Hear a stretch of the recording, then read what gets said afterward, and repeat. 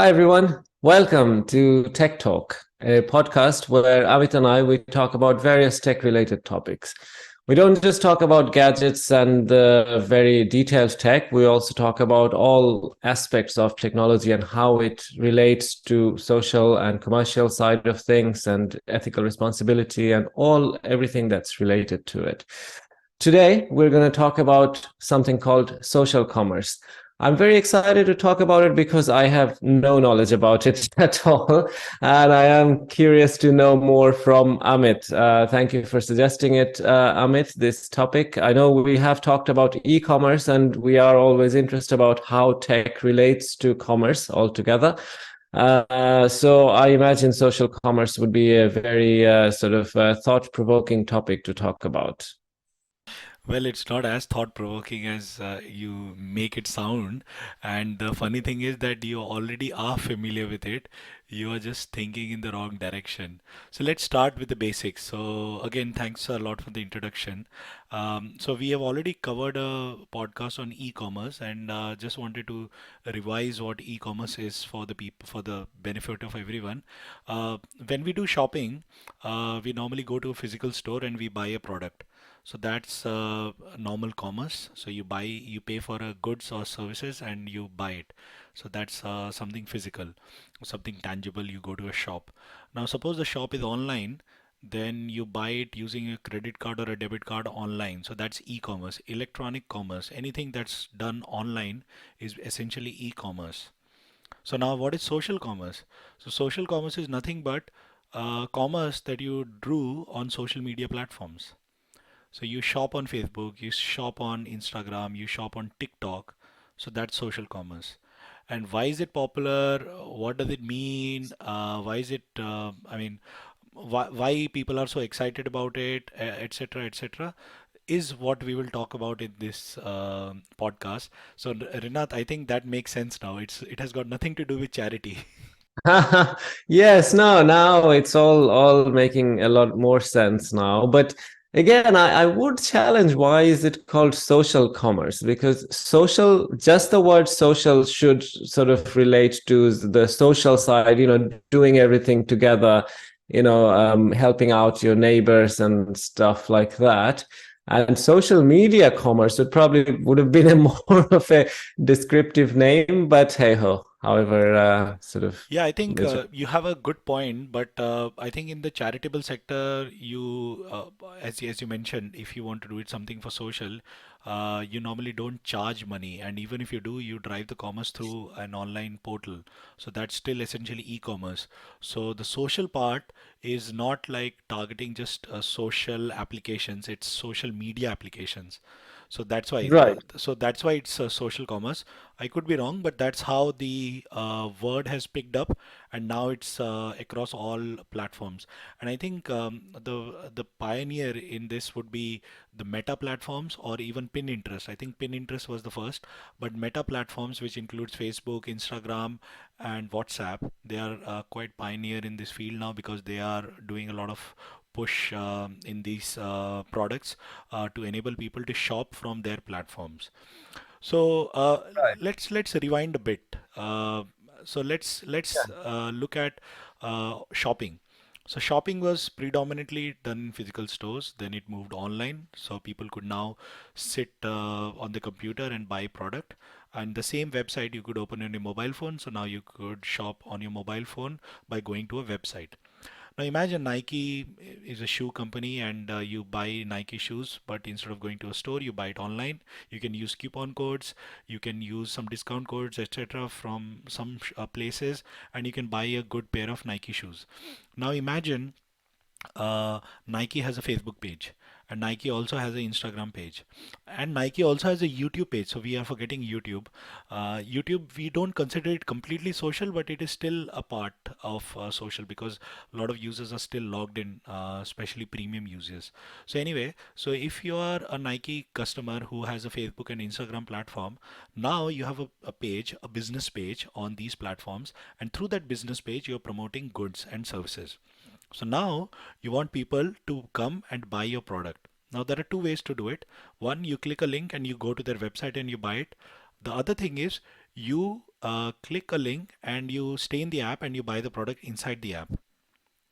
Now the main thing Yes. is, where would that scenario occur? That scenario would occur when you're on a mobile phone. It doesn't matter if you're on Yes. a computer or a laptop, but when you're on a mobile phone, you don't want to leave the app and then come back again. So a lot of these social media apps now have something called as in-app browser. So the browser actually opens inside the social media app. So if you click on a link in Facebook, it doesn't open your Android browser or a iOS browser like Safari. Android, you have Chrome or Samsung. It doesn't open. I mean, it might be opening it, but what it does is it opens a browser inside the Facebook application, the Instagram application, TikTok, LinkedIn applications, and through that you now then buy a product.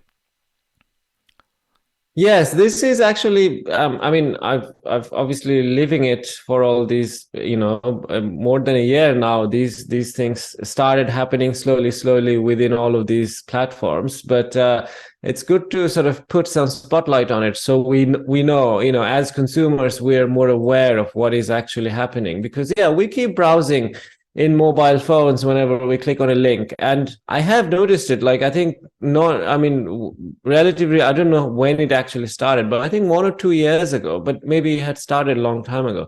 I had noticed that it is, somewhat different, and sometimes you have to log in again, because I thought I was already logged in my Samsung browser in Facebook, but I click on a link in sent in Messenger, but I still had to log in, and I was like, why am I having to log in? And then I noticed that, oh, okay, this is actually a different browser altogether. So the cookies are not even shared between them.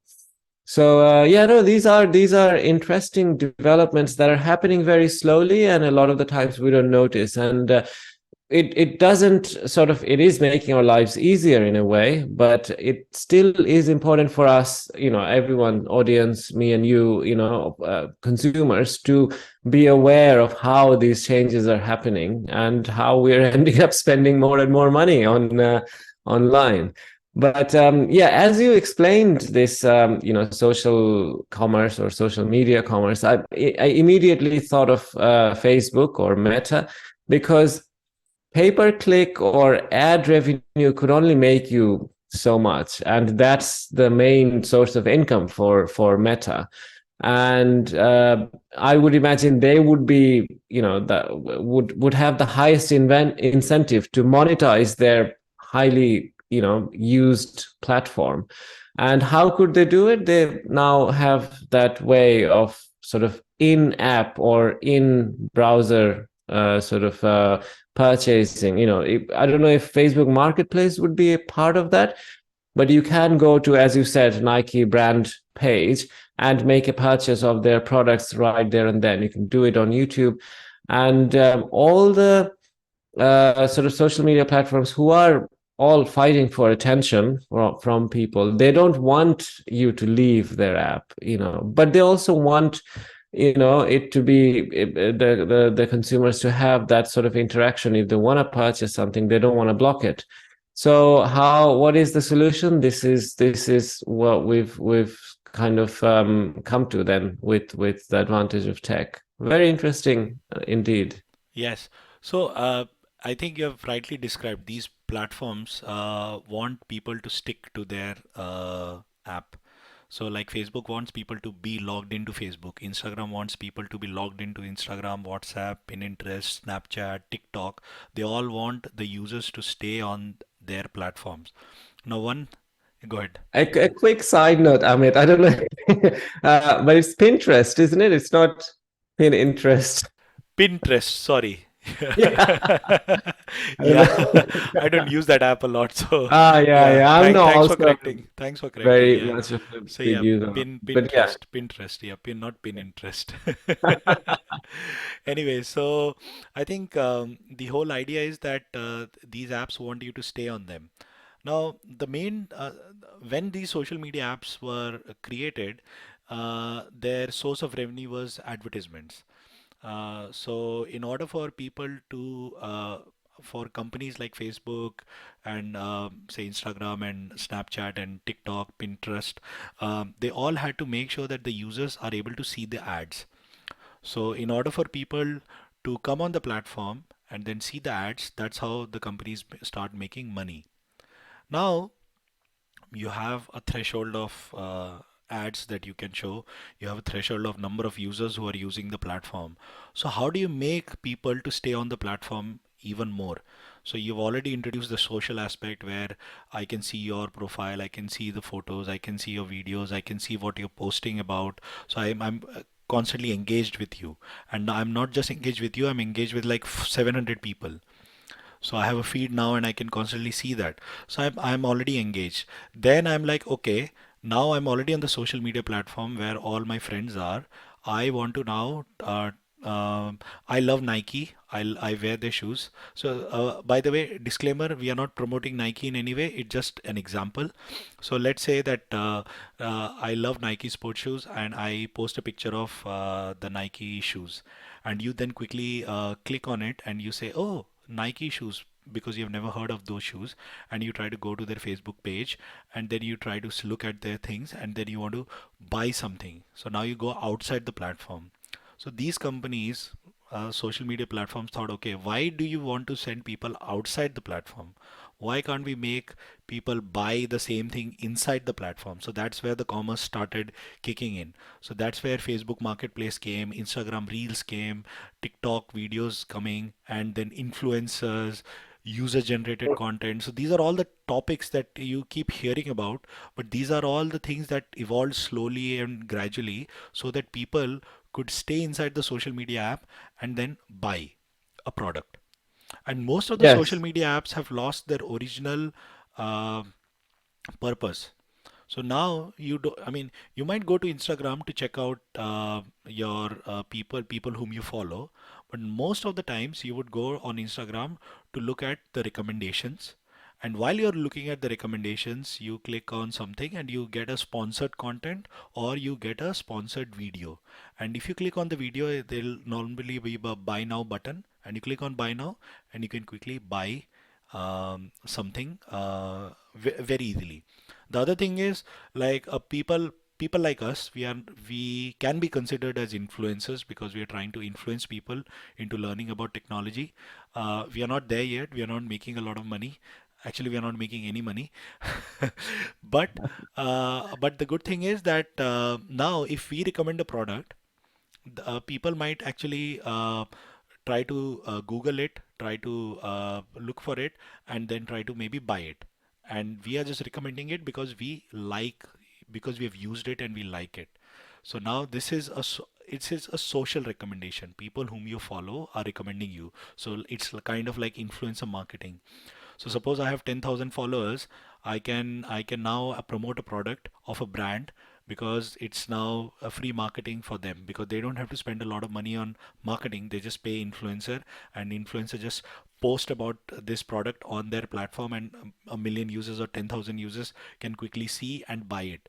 So there are these all these things. Then you have Facebook Live, you have Instagram Live, you have TikTok Live. So all these means that you can now directly engage with the influencer or a celebrity in real time and they are trying to promote a brand or something, and now you in that live video session or anything you can then buy a product.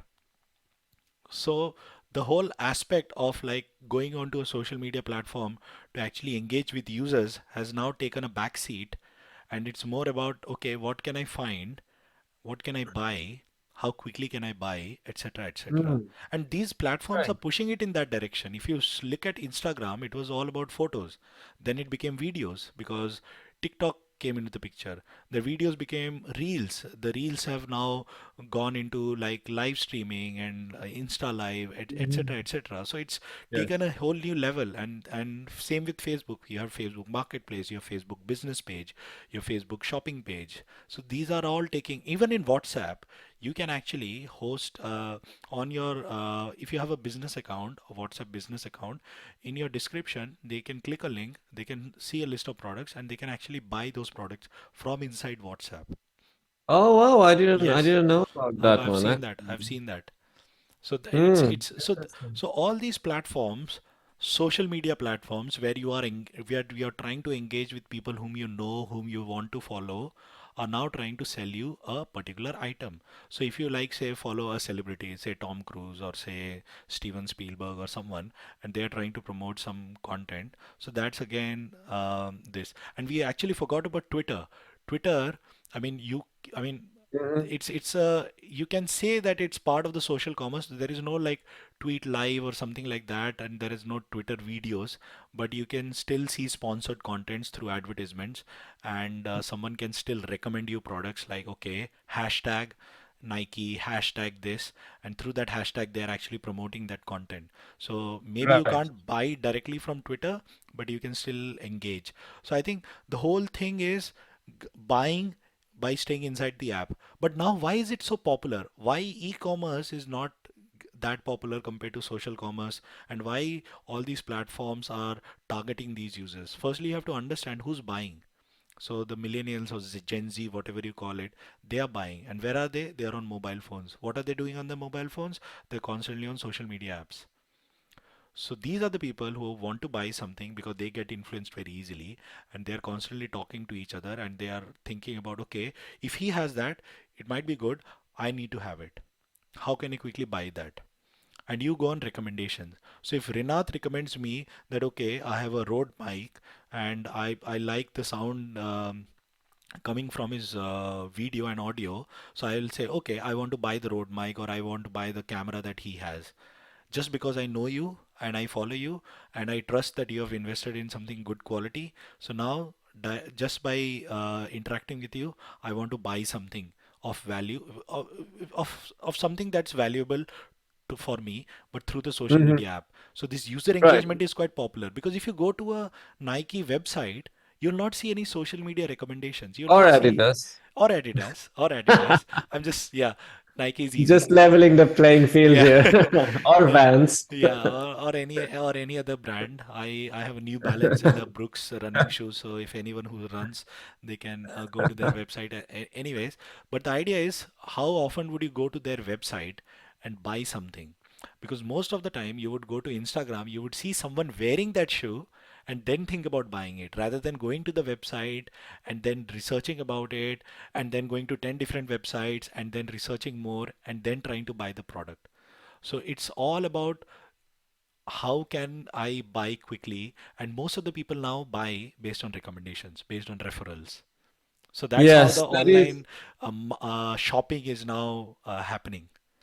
that is good point, and I think there could be so many negative or controversial thing to say about this progression or advancement. There many ways people are being manipulated, their data is being collected, etc., etc.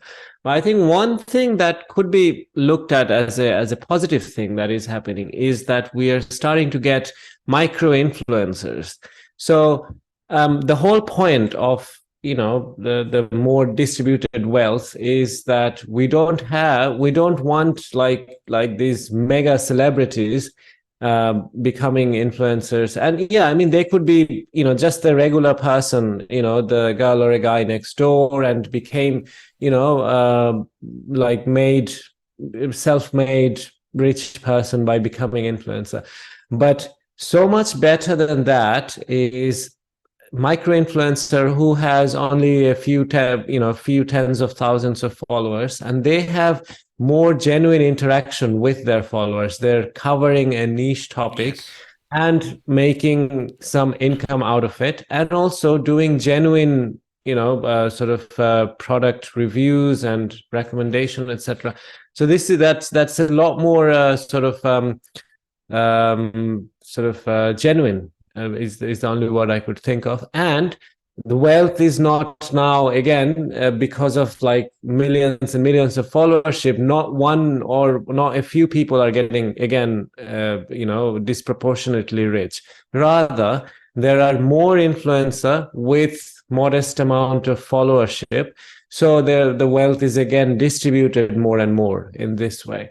So I think that's one of the positive, maybe only few positives, but this is one of the very few positives that I can think of. in with this kind of advancement in commercialization of our time. Yeah, I think one of the key things for this change was the advent of the mobile phone, the smartphone, and cheap internet, cheap data, which was available across. So now you connect a lot of people, and people who are poor can also now come online, and they have ideas, and they can have their own viewership. As you mentioned, like even poor people can now participate in this kind of commerce, and they can now Mm. start try to influence people online. And I have seen many influencers like that. I mean, you can't call them influencer, they but they have a following. Mhm. So they are not, they don't brand themselves as influencers, but they have a following because they are very unique, and it provides a very unique perspective into their lives and what they do, etc. So I've seen such kind of platforms. People on these platforms. Now, Yeah. another thing that's driving this growth in this space is also because of the user data. So as you mentioned, the data is quite powerful. So now imagine I go and buy a Nike shoe, say Adidas. I go and buy an Adidas shoe online, and now when I go to the website, I will enter my details like name, address, email address, and a phone number, and I'll give my billing details, and then I'll check out, and I'll buy the product and leave. Now, the people who are actually monitoring the analytics on the website, they cannot see what's my age, what's my buying preference, where I mean, through the address they can decide where I'm living, but they don't know what I like, what I don't like. I just bought a shoe, and these are my details, and these are not enough. Now imagine that same person now goes on Facebook, and that person from Facebook buys a product on the social media app on Facebook itself.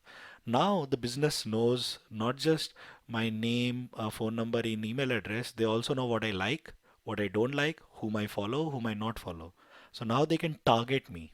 So this is now targeted advertisements or targeted marketing, etc.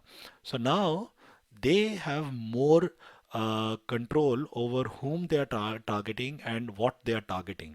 So they are like, okay, for the age group between 20 and 30, we will target these products, but for 30 and 40, we'll target something else. And that's again very, very specific and very niche because now they have that data from the social media platforms. So it's a Yes. way where you can engage. So it's a good thing because I don't want to see Mhm. products which are meant which are not for my age group or which are not for my taste. So I want to buy Mhm. something which I like. So it's good in a Yes. way. It's a Yeah, there positive is thing. of absolutely There's benefit in always tailored a trade-off, right? advertising. I mean, Yeah, as much as we always go against it, that yeah, oh, okay, why did you be so creepy and get my data and give me personalized ads? But actually, they are good exactly. in terms of what we wanna make, what we wanna buy. So yeah, there is benefit, undeniably benefit to. Undeniably, and you end up Uh, actually buying the product. So now you follow an influencer. So I follow, say, Elliot Kipchoge.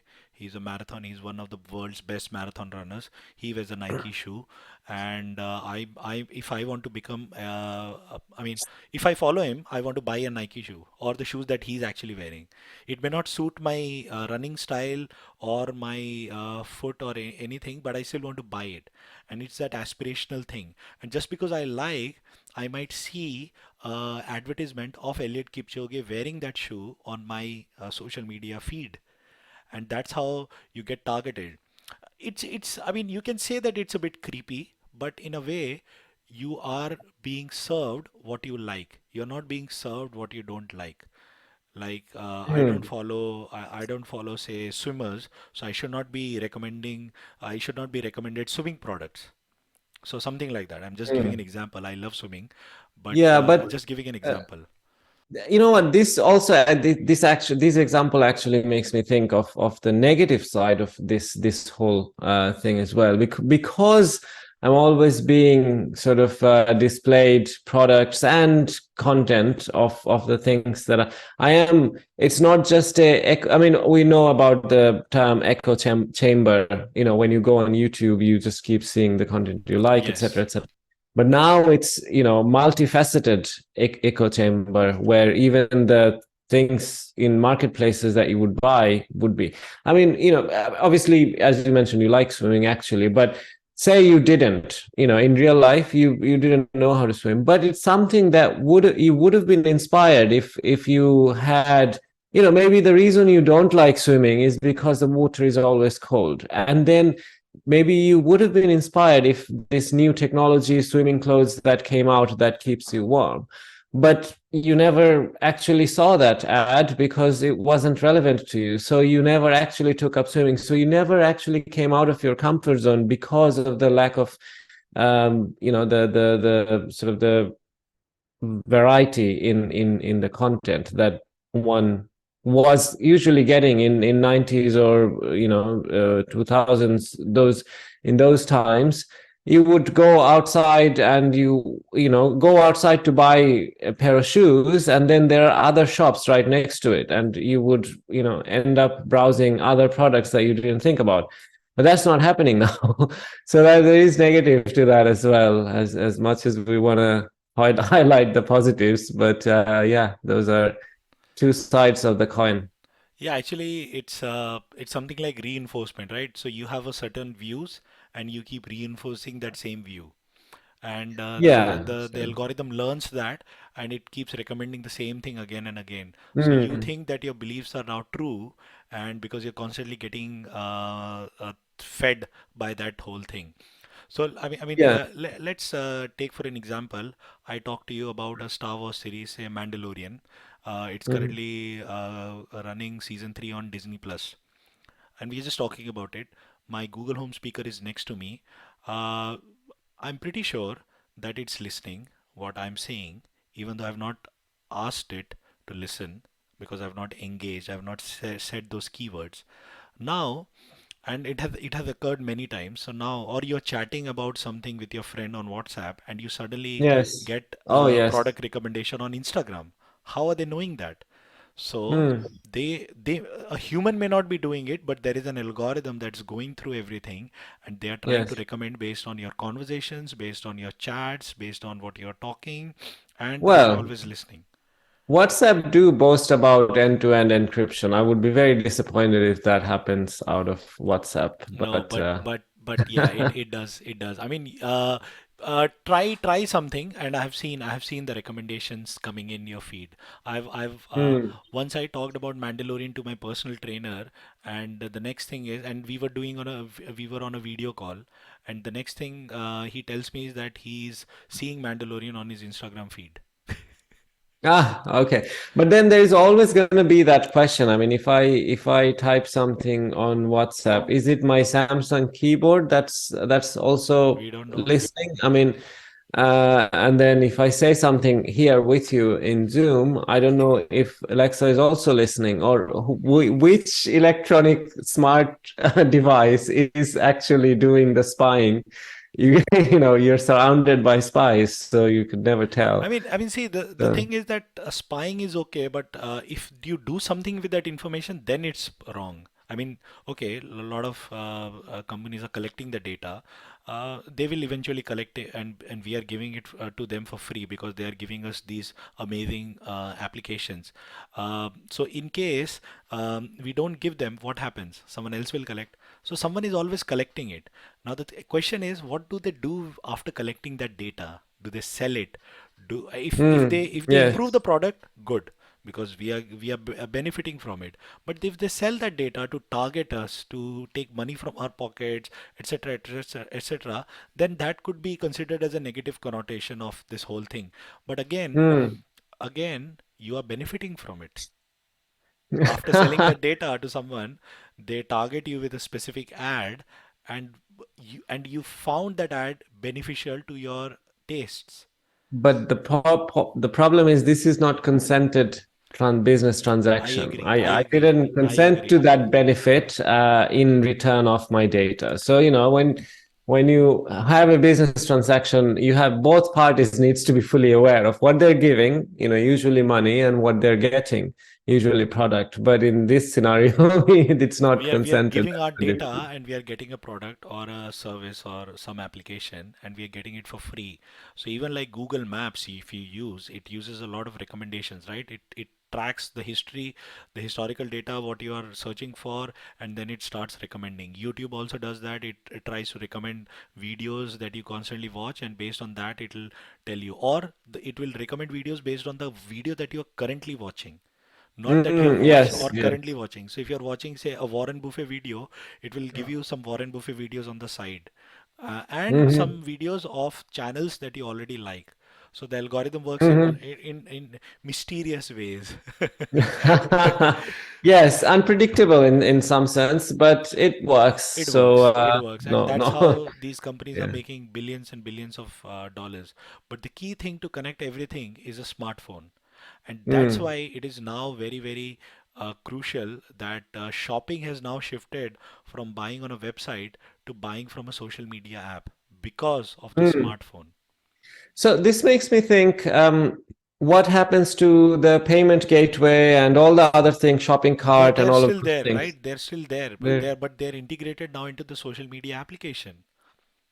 so they're collecting even more data as we go through the buying process. Yeah, so it's like And that which aside, card you use, etc. Yeah. yeah, yeah, and but that aside, like the individual websites, like say for Adidas or whichever company, if you go to their website and then make a purchase, you add something in their shopping trolley, they can analyze how many people have what product in their shopping trolley and didn't finish their order, or Yeah, a how many lot of people time it come back, happens. and Yeah, a lot and of times then it happens. they also have collaboration with other payment gateway providers like WorldPay or Stripe, etc. So all of those things are now being again concentrated with the Facebook and TikTok and Instagrams. So that means is that diversified, less diversification of my money is there's less, like fewer companies are getting the money. Before there was the website, the actual seller, and then the payment gateway would get some money, the credit card company would get some money, the delivery company, the cardboard box creator, seller. But right now the payment gateway and everything, the web designers would get some money for creating but now all of these are becoming obsolete. So it's again becoming more concentrated and TikToks and But that's Facebooks are becoming. evolution. But that's an evolution. Like if you consider a smartphone, it's a consolidation of a Walkman, a camera, Mhm. a credit card because you have a wallet, a navigation device, a music system, a calculator. So it's a consolidation of many devices. So it does so, and it has obliterated all these companies in one single shot because it is now so useful. So similarly with these powerful apps, you are right. I mean, some of the developers and other things who are developing websites, they may not be needed, but there is still a requirement because a lot of people still buy from shops. There are not many people who are on social media platforms. There is a specific age group that is very active on social media platforms, and that is why and their spending power is quite high. So that is why this is now very important. But that doesn't mean that the websites are not important, the payment gateway providers are not important, and these are all integrated. So it's not like Facebook is just providing a platform to enable you to target a customer so that they can buy your product. It's just another way to target a customer through media like broadcast, say radio, through music videos, through video sources like television ads, or through print media, say newspaper ads, etc. So it is just another way for you. So Nike is not going to suddenly stop and just focus only on social media. No, they are going to sell it from all different platforms because there are different This is an age groups. added channel for Exactly, selling more product. exactly, In that case, yeah, that's not a bad thing at all. Actually, that's even better because there are more people involved, more jobs, etc., etc. exactly. So Exactly. So it's not going away, but yes, you're right. There is a consolidation because there are only certain social media apps that are very powerful. And they are the reason they are powerful is it's a network effect. The majority of the people, wherever they are, they will go there. So like when WhatsApp introduced their privacy policy or updated their privacy policy, suddenly everyone went to Signal. But most of the users were on already WhatsApp and nobody wanted to install another app and go and use Signal. So what happened? Eventually people moved to Signal, but all those people again came back to WhatsApp because all the users were on WhatsApp. So it's a yeah. network effect as well. So wherever the maximum number of users are, you will tend to use that platform. So Orkut was very powerful, very popular, but Orkut was very popular only in certain countries. And then Facebook kicked off, and Facebook took away all the users from Orkut to its own platform. Now it's up to the Hmm. company how they do their business, and it's like evolution, right? It's like things get Yes, evolved, yes. and uh, and we are the next Evolution, also capitalism, but yeah. capitalism, but yeah, it happens, right? Because the technology Mm. develops, you have that means, so why not promote it that way? It's Hmm. convenience as well. I don't have to go through Mm. to 20 different apps to buy something. I don't have to even go to Amazon now. I can just buy something from Facebook. So imagine that. Mm. But it doesn't mean that Amazon is not popular. Amazon is still popular. It has its own purpose. But Actually, yeah, being honest, I've never actually, I mean, even though I knew this existed, but I've never actually gone through the shopping process, the journey of buying something through the apps. I always just, look and listen to everything and then just end up going back to Amazon and see the exactly. most popular one over there. Yeah, because Amazon provides you that same day delivery service. They provide you better. They have more reviews, etc. So on social media platforms, sometimes when you click on something, it's sometimes difficult to see the reviews because it's maybe hidden inside the comments. So pros and cons of different platforms, and then you think what are the next step. So the next step is the evolution from e-commerce to social commerce is v-commerce, virtual commerce on metaverse.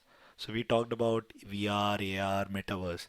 So now imagine you have the Yes. cryptocurrencies, web 3.0, decentralized economy, but people are still going to buy something, but they are going to now buy in a virtual world. So that will be Yes. virtual commerce.